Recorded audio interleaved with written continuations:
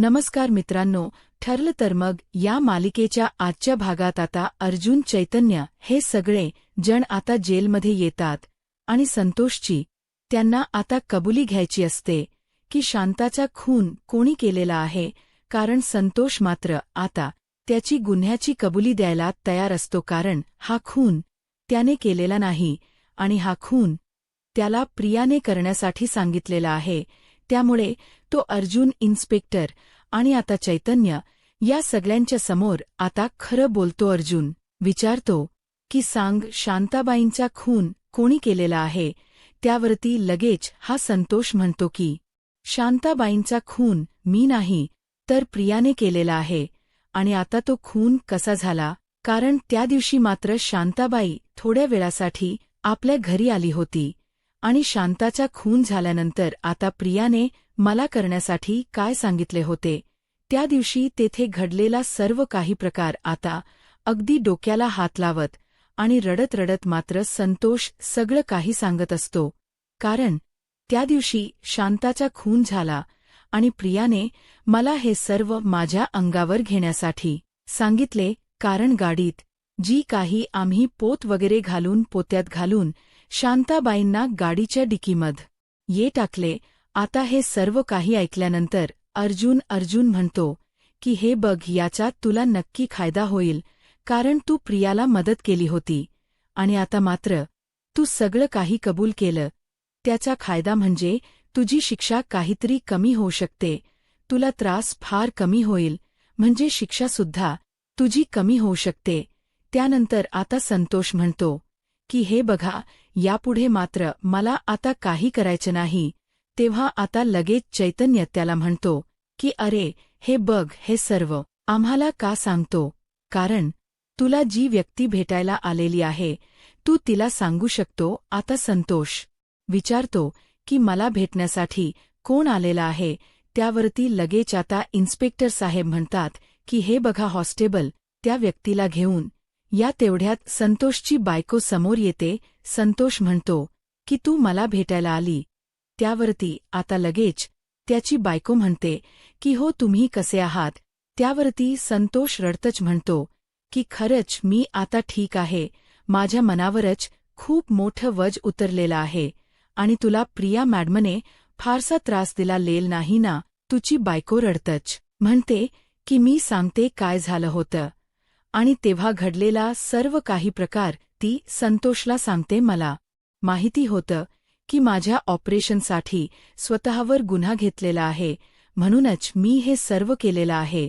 आणि हे बघा, आता मात्र माझं ऑपरेशन अर्जुन दादा आणि सायलीताई यांच्यामुळे होणार आहे. त्यावरती अर्जुन म्हणतो की हे बघ संतोष, मी तुला माफीचा साक्षीदार बनवण्याचा प्रयत्न करेल, त्यामुळे मात्र तुझी शिक्षा अजूनही कमी होऊ शकते. आता संतोष अर्जुनला थँक यू बोलतो, कारण अर्जुन दादा, तुमची खरंच मला खूप खूप मदत झालेली आहे. त्यानंतर आता अर्जुन हा सावंतला म्हणजे इन्स्पेक्टर सावंतला म्हणतो की हे बघा संतोष बरोबर, मात्र तुम्हाला उद्या 2 कैद्यांना घरी घेऊन यायचे आहे. त्यांनी म्हणतो की अर्जुन, तू काही टेन्शन घेऊ नकोस, मी सगळं काही मॅनेज करतोय. तेवढ्यात आता अर्जुनच्या मोबाईलवर कॉल येतोय, सायलीचा फोन असतो. अर्जुन जेव्हा सायलीचा फोन उचलतो आणि त्याला धक्काच बसतो. तो म्हणतो की काय बोलतेस? आणि तो म्हणतो की हे बघ, आता मात्र काही नको, मी लगेच घरी येतोय. तेव्हा आता चैतन्य विचारतो की काय झालं अर्जुन, सायली काय म्हटली? त्यावरती अर्जुन सांगतो हे बघा, पूर्ण आजीच्या रूममध्ये आता जी काही गोणी रक्ताने भरलेली आणि माझ्या गाडीची नंबर प्लेट आणि काही हेग लोच सापडलेले आहे हाताचे. ऐकून आता चैतन्य म्हणतो की काय बोलतोस? चैतन्याला धक्का बसतो आणि नक्की हे सगळं काही शांताच्या खुनाशी कनेक्टेड असेल असे तो ओळखतो आणि म्हणतो म्हणजे हे सगळं काही प्रियाने तर पूर्ण आजीच्या रूममध्ये लपून ठेवलं होतं. तर हे आता चैतन्य बोलतो तेव्हा संतोषला तर धक्काच बसतो. इन्स्पेक्टर साहेब म्हणतात की हा तर एक खूप मोठा पुरावा आहे. तेव्हा आता अर्जुन म्हणतो की हो, आणि ते रक्त तपासल्यानंतर आपल्याला हे सर्व कळेल की ते रक्त म्हणजे शांत कदम यांचं आहे. त्यामुळे त्या प्रियाला मात्र कोणीही वाचू शकणार नाही. त्यानंतर प्रिया मात्र अंगामध्ये कोट वगैरे घालते आणि पॅन्ट वगैरे घालून ती आता डोक्यात टोपी घालते आणि तिथून त्या पोलिसांना गुंगारा देऊन पळून जायला निघते. बाहेर 2 लेडीज कॉन्स्टेबल आणि एका कॉन्स्टेबल एकमेकांशी गप्पा करत आहे. प्रियाला पहारा देत आहे, परंतु प्रिया मात्र आता त्यांची नजर चुकवत पुन्हा रूममध्ये येते आणि रूममध्ये घेऊन मात्र आता ती मुद्दाम दरवाजा उघडा ठेवते आणि एक फ्लावर प्लॅटची कुई गुंडी घेते आणि ती गुंडी जोरात फोडते आणि तिचा आवाज करते. त्यावरती आता बाहेर उभे असलेले कॉन्स्टेबल विचारते की हा कसला आवाज आहे, मुद्दाम आतमध्ये येण्यासाठी आणि हिला पळून जाण्यासाठी हे सर्व ती नाटक करत असते. तेव्हा मात्र आता ती लेडीज कॉन्स्टेबल आणि तो कॉन्स्टेबल आत येतात. तेव्हाही प्रिया दुसऱ्या दरवाजाने लगेच बाहेर निघून जाते. दोघेही आता आतमध्ये बघत असतात की नक्की आवाज कसला आला आणि दोघेही आता चेक करतात. तर ती कॉन्स्टेबल विचारते की खरंच मला सुद्धा माहिती नाही की आवाज कसला आला. तोपर्यंत प्रिया मात्र आता गेटच्या बाहेर येते आणि कशीबशी मात्र आता ती त्या गेटच्या बाहेर येऊन अगदी म्हणजे आता आपण बाहेर पडलो असं तिला वाटतं. ते दोघं पाहतच असतात की नक्की काय झालं असेल, आवाज कुठून आला असेल म्हणून इकडे तिकडे बघतात. तोपर्यंत रिया बाहेरून आता हसत असते. तिला असं वाटतं की आता काही झालं तरी मी यांच्या ताब्यात नाही सापडू शकणार. काही दिवस मात्र मी लपून राहील आणि जेव्हा मी परत येईल तेव्हा यांच्या आयुष्यामध्ये असं काहीतरी वादळ, पण कुठे लपायचं हेच त्यांना नाही कळणार. प्रिया आता इथून पळून जाण्यासाठी बस स्टॉपवर येते आणि ती वाट पाहत असते की बस केव्हा येईल आणि तेवढ्यात मात्र मंजरी आता तिथून जात असते. तीच लक्ष प्रियावर जातं आणि ती विचार करते की ही तर प्रिया आहे आणि ती आता या वेळेस येथे बस स्टॉपवर काय करत असेल. मंजरी घाईने आता गाडीच्या मागे लपते आणि गाडीच्या मागे लपून ती लगेच सायलीला फोन करते. सायली आणि अर्जुन झोपलेले आहे आणि तेवढ्यात आता मंजरीचा फोन सायलीला येत आहे. फोन वाजतोय. सायलीला जाग येते. ती आता उठते आणि फोन उचलते आणि विचारते की काय झालं मंजरी. अगं इतक्या उशारी तू कशासाठी फोन केलेला आहेस, सगळं काही ठीक तर आहे ना. त्यावर ती मंजरी म्हणते की अगं तेच तर कळत नाही, कारण आता तू झोपलेली असतानी सुद्धा मी तुला कॉल केला. त्यावरती आता मंजरी म्हणते की हे बघ सगळं तर ठीक नाही, परंतु जेव्हा मी आता येथे पनवेलमध्ये आहे आणि पनवेलमध्ये ये बस स्टॉपर आले, पण तेव्हा मला तेथे प्रिया दिसली आणि प्रिया आता वेळेस बस स्टॉपर काय करते, माझ्या समोर बस स्टॉपवरच उभी आहे.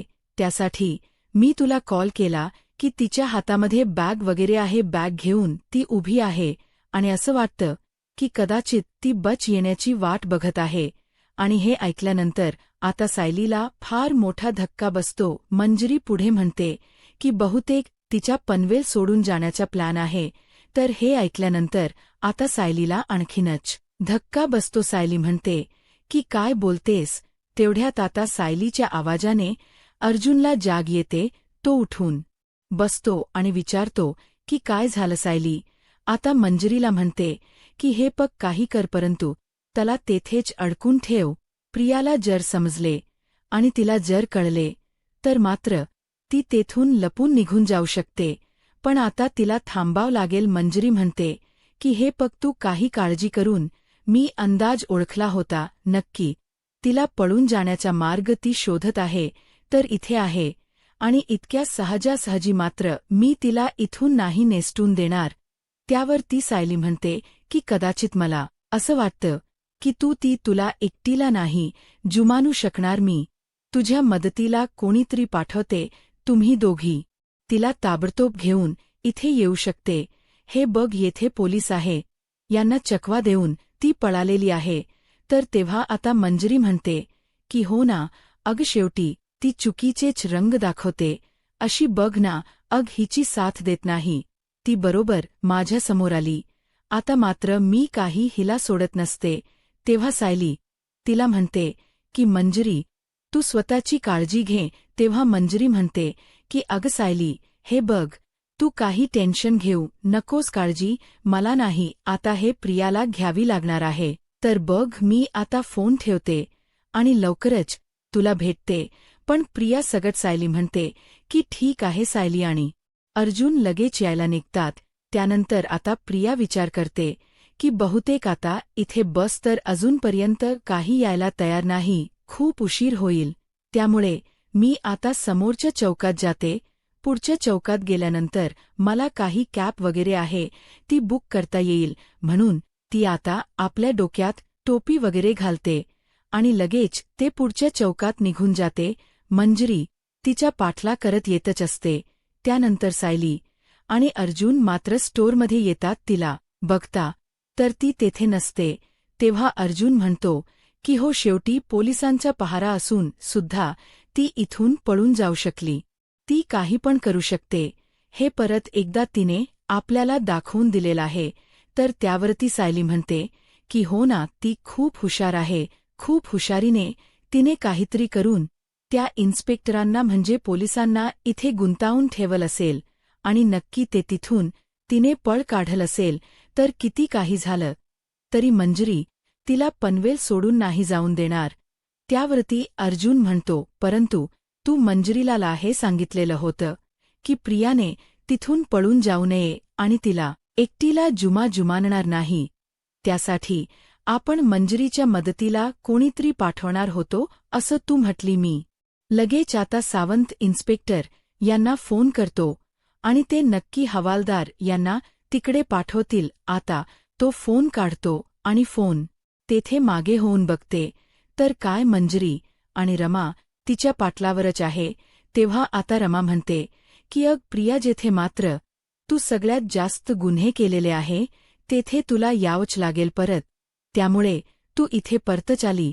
त्याच पूर्णपणे कपडे वगैरे आहे तर ते चिखलाने भरलेले असतात आणि तिचे पूर्णपणे आता हे होश उडालेले आहेत. नक्की काय करावं तेच तिला काही कळत नसतं. कुठेही जरी गेली तरी सुद्धा या सायलीच्या मैत्रिणी मला शोधून काढतातच. आता रमा तिला म्हणते की अगं, तू कितीही काही केलंस तरी शेवटी तुला तुझ्या या कर्तृत्वाची आणि पापाची शिक्षा मिळणारच आहे. तू कितीही काही कर. आणि हे बघ, आता मात्र तू सुभेदारांच्या घरामध्ये खूप माती कालवण्याचा प्रयत्न केला, परंतु हा चिखल घेऊन मात्र आम्ही तुला सुभेदारांच्या घरामध्ये परत एंट्रीच करू शकणार नाही. आणि त्याच वेळेस आता प्रियाला काय करावं तेच काही कळत नसं. परंतु मंजरी तिथे पाण्याची नळी घेते आणि ती नळी तिच्या अंगावर धरते, जेणेकरून प्रियाच्या अंगावर असणार सगळं काही चिखल ती धुवून काढते. तेव्हा आता रमा आणि मंजरी मात्र आता प्रियाच्या दोन्ही हाताला धरतात. तेव्हा रमा म्हणते की अगं, हे बघ, या पाण्याने मात्र तुझं शरीर स्वच्छ होऊ शकतं. तुझं हे काळ कुटमन नाही स्वच्छ होऊ शकत. मंजरी म्हणते की आता मात्र तुझा जो न्याय करायचा आहे ते मात्र तुझी माणस करतील. तेव्हा आता प्रिया आणखीनच घाबरते. तेव्हा आता घरातील सगळेजण समोरच असतात आणि आता ह्या दोघी प्रियाला पकडून घेऊन येतात आणि त्यांच्या खाली ढकलून देतात. सगळेजण मात्र आता हे प्रियाकडे रागाने बघत असतात. आता हा अश्विन तर खूपच चिडलेला असतो. अश्विन तिला रागाने म्हणतो की तुझी येथे येण्याची हिंमतच कशी झाली. अश्विन रागाने म्हणतो की तुझी हिंमतच कशी झाली इथे येण्याची. त्यावरती प्रताप म्हणतो की आतापर्यंत तू खूप काही गुन्हे केलेले आहे तरी सुद्धा मात्र अजून तुझं काही मन भरलेलं नाही, तरी एकावर एक गुन्हा करतच राहते. त्यानंतर अर्जुन म्हणतो की तुला काय वाटलं होतं प्रिया, तू की अगदी आम्हाला काही कळून न देता पळून जाऊ शकेल म्हणून? नाही, असं कधीही नाही होऊ शकत.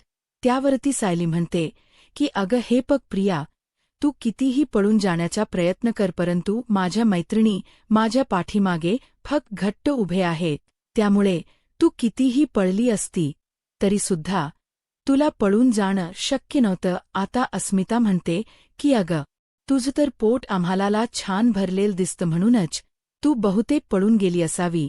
आणि हे बघ, तू तर तशीही आम्हालाही घरामध्ये नकोस, पण तरी सुद्धा तुला येथून मात्र आम्ही नाही पळून देऊन शकणार हे गोष्ट लक्षात ठेव.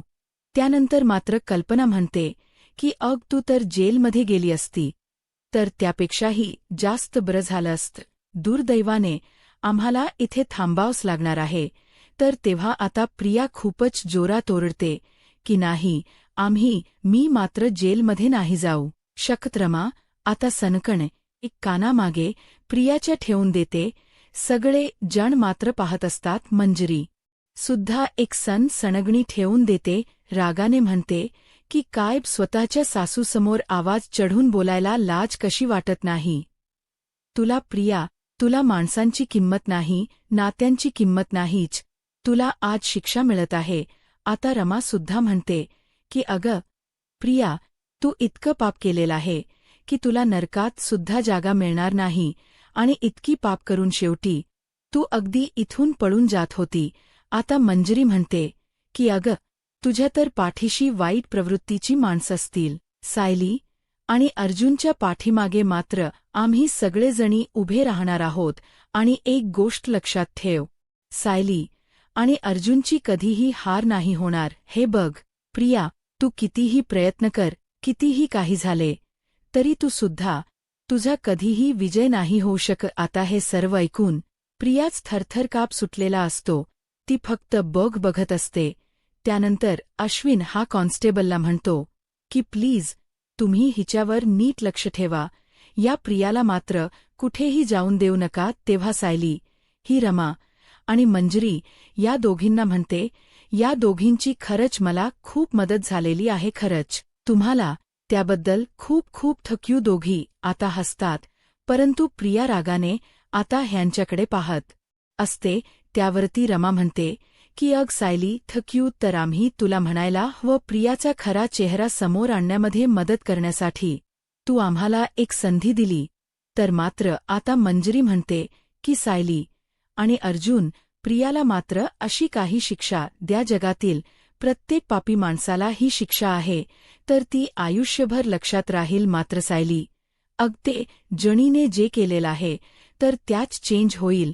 हे पग सायली, आमच्या सगळ्यांच्या वतीने मात्र तुझे खरंच खूप मनापासून आभार आणि ऑल द व्हेरी बेस्ट. पाहता सगळेजण खुश होतात. अर्जुन सुद्धा थँक्यू सो मच असं म्हणतो आणि म्हणतो की हे बघा, तुम्हाला शिक्षा होणार आहे. हे लवकरच कळेल प्रियाला नक्की काय शिक्षा होईल. त्यानंतर मंजरी आता येतो म्हणते. प्रियासुद्धा ही रागाने त्यांच्याकडे पाहत असते. सायली आणि मंजरी मात्र जाताने आता ह्या सायलीला घट्ट मिठी मारतात. जाताने मात्र त्या आता प्रियाकडे रागाने बघत असतात. प्रिया लगेच खाली मान घालते. या दोघे आता इथून निघून जातात. तेव्हा आता सायली प्रियाच्या समोर येते आणि तिला म्हणते की आता फक्त काही तासच बाकी आहे. ते सगळे तास राहिलेले आहेत ना, तर ते मोजायला घे. हे पकग प्रिया, उद्याचा दिवस आहे तर तो तुझ्या आयुष्यामधील सगळ्यात काळा दिवस असेल आणि अंतिम निर्णयाचा असेल. हे बघ, उद्या तुला मात्र अशी शिक्षा होणार आहे तर तुला त्यावेळेस असं वाटेल की तुला फाशीची शिक्षा झाली असती तर बरं झालं असतं. आता प्रिया खूपच घाबरते आणि ती अश्विनकडे बघत असते. तर अश्विन रागाने तिच्याकडे बघत असतो. सायली, अर्जुन, कल्पना, अस्मिता हे सगळे जण रागाने तिच्याकडे बघत आहेत. प्रिया मात्र आता खूप रडत खाली मान घालत आहे. त्यानंतर आता सकाळ होते. तेवढ्यात आता सकाळ झाल्यानंतर सायली ही तयारच होते, रूममध्ये असते आणि तेवढ्यात अर्जुन मात्र प्रिया ही तन्वी नाही याचा सगळ्यात मोठा पुरावा घेऊन आलेला असतो. ते DNA रिपोर्ट आलेले आहे. तो सायलीला दाखवतो. त्यावरती सायली म्हणते की हो ना, यामध्ये काय असणार आहे तर आपल्याला माहितीच आहे. तेव्हा आता सायली आणि अर्जुन ते रिपोर्ट पाहतात आणि एकमेकांकडे बघत असतात. तेवढ्यात अस्मिता त्यांना आवाज देते. अर्जुन, सायली, अरे पूर्णाई आलेले आहे. तेव्हा आता सायली ते रिपोर्ट आहे तर ते खायरीमध्ये ठेवते. त्यानंतर आता इकडे बाहेर पूर्णाई आलेले आहे. सगळ्यांना खूपच आनंद होतो. अस्मिता पूर्णाईला घट्ट मिठी मारते. पूर्णाई म्हणते की अस्मी, अगं प्लीज जा लवकर, अगोदर बाळाला घेऊन ये बरं, कधी एकदा पाहते असं त्याला झालेलं आहे बाळ, मला बघायचे आहे. त्यावरती अस्मिता म्हणते की अगं पूर्णाई, तो झोपलेला आहे आता, आणि जर त्याला उठवलं तर तो रडायला लागेल. त्यावरती पूर्णाई म्हणते मग तुझ्या खोलीमध्ये चल. आणि तेवढ्यात मात्र कल्पना पूर्णाईला म्हणते की पूर्णाई, अहो आत्ता चाल, तुम्ही जरा खाली बसा, श्वास घ्या एकदा, की बाळ उठलं तर दिवसभर तुम्हाला त्याच्याबरोबरच खेळायचं आहे. नंतर आता विमल म्हणतात की हे बघा पूर्णाई, मी तुम्हाला पाणी आणते आणि कॉफीसुद्धा घेऊन येते, तोपर्यंत शांत बसा. अस्मिता पूर्णाईच्या हाताला धरते आणि तिला मस्त सोफ्यावर बसायला सांगते. तेव्हा आता पूर्णाई खूप खुश असते. तर आता प्रताप विचारतो की पूर्णाई, अगं काय हे देवीच्या दर्शनाला तू कोल्हापूरला गेली आणि तेथीलच झालीस का तू? हे पग घरी परत यायचं होतं, नंतर यात्रेला गेली तर चाललं असतं. त्यावरती पूर्णाई म्हणते की अरे देवी, आईच्याच मंदिरात मला आता गोड बातमी मिळाली, पण तू झाल्याचं, आणि मग माझ्या मनात आले की देवी आईचे आभार मानावे आणि मगच घरी जावे. म्हणून मी येईपर्यंत घरामध्ये इतकं सर्व काही घडून गेलं असेल हे मला वाटलंच नव्हतं. मी मात्र सगळं काही माझ्यापासून लपूनच ठेवलं होतं. त्यावरती कल्पना म्हणते की पूर्णाई, अहो खरंच तुमच्यापासून काही लपून ठेवायचं नव्हतं, आणि जर तुम्हाला आम्ही तेव्हा सांगितलं असतं तर यात्रेला गेल्यानंतर तुम्हाला मनस्ताप झालेला असता. त्यामुळे खरंच आम्ही तुम्हाला नाही सांगितले. मात्र आता पूर्णाई म्हणते की नशीब, काल मात्र मला अर्जुन सायलीने सर्व काही सांगितलं फोनवरती. ती प्रिया मात्र इतक्या खालच्या पातळीला जाईल हा धक्का मला सहन होत नाही. त्यावरती रविराज काका म्हणतात की काय अर्जुन आणि सायली या दोघांनी तुम्हाला सगळं काही खरं सांगितले, तुम्ही मात्र आता परत आल या मग त्यामुळेच मात्र तुम्ही आता सगळ्यांना एकत्र बोलावलेलं आहे का? त्यावरती कल्पना म्हणते की नाही, ते माहिती नाही, पण अर्जुन सायलीने सांगितलेलं आहे की त्यांना आपल्याशी काहीतरी बोलायचं आहे. म्हणून तेव्हा सायली आणि अर्जुन खाली येतात आणि आता आले ते असं कल्पना सांगते. तेव्हा लगेच आता दोघेही आजी जवळ येतात. अर्जुन म्हणतो की आजी, तू आलीस, खरंच खूप बरं वाटलं. तू आल्यामुळे आता कोर्टात दाखवण्याअगोदर आम्हाला घरातील सगळ्यांच्या समोर ठेवायचे होते. सायली म्हणते की कोर्ट मात्र तिला जे शिक्षा द्यायचे आहे ते देतीलच, पण या अगोदर मात्र तुमच्या समोर न्याय व्हायला हवा. आता सगळेजण एकदम असे शॉक होतात.